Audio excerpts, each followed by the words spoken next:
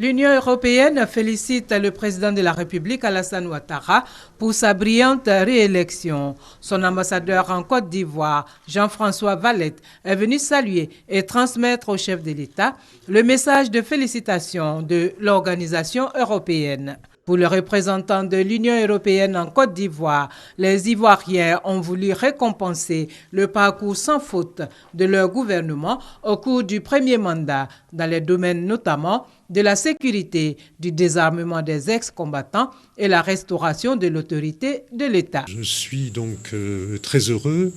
d'avoir été l'un des premiers ambassadeurs à pouvoir transmettre les félicitations,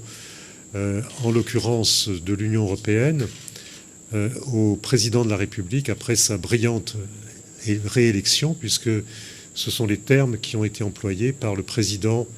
de l'Europe pour la circonstance dans la lettre de félicitations que j'ai remise au président Ouattara. Nous en sommes d'autant plus heureux que, et c'est ce que soulignent également ces félicitations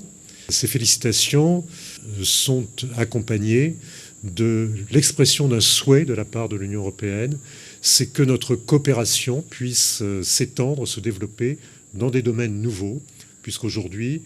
la nouvelle frontière, en quelque sorte, de la Côte d'Ivoire, c'est l'emploi des jeunes, donc le développement rapide de l'économie, des investissements, et de tout ce qui va avec les investissements, c'est-à-dire, par exemple, l'énergie électrique à laquelle nous allons contribuer, et également